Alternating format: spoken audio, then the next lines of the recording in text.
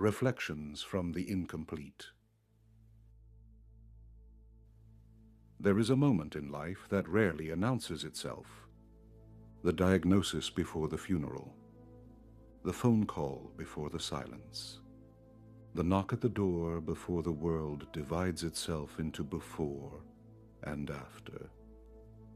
For a brief instant, everything remains exactly as it was. The rain still falls. People continue their conversations. Cars move through familiar streets. And yet, somewhere deep within us, we know nothing will ever be the same again.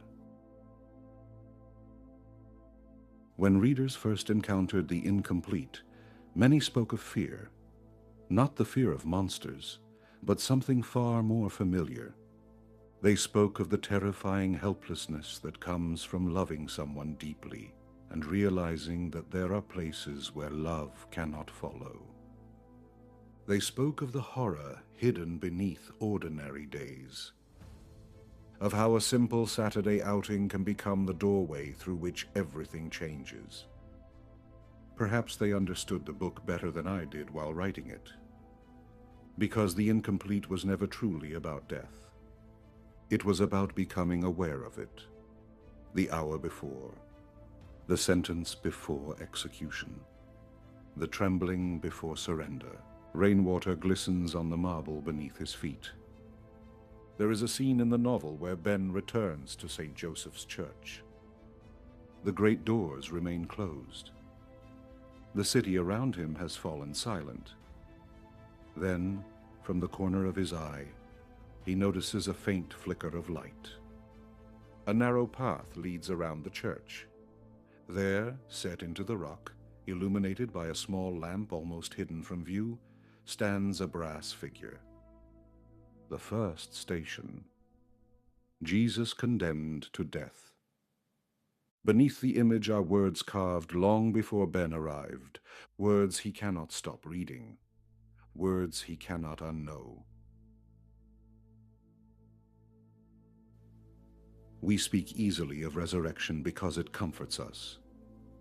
We speak of miracles because they soften the sharp edges of suffering. Yet Scripture lingers somewhere else first. In a garden, beneath olive trees, in the trembling that entered prayer. My Father, if it is possible, may this cup be taken from me. For me, these may be among the most human words ever spoken, because Christ did not walk towards suffering untouched by fear. He asked whether there might be another way. Perhaps faith does not begin in certainty. Perhaps faith begins precisely where certainty ends. Standing in the rain, before closed doors, unable to see what comes next, feeling the weight of love, the ache of memory, the helplessness of knowing we cannot protect those we would gladly suffer for ourselves. And still, taking the next step. Perhaps each of us carries something incomplete within us, something unfinished, grief that was never buried, love that survived where reason insisted it should not, memories that refuse to loosen their grip, fears that wait patiently beneath the surface of ordinary days, something that hopes, something that trembles, something that still whispers into the silence. Father, let this cup pass from me. And something that, despite everything, continues walking.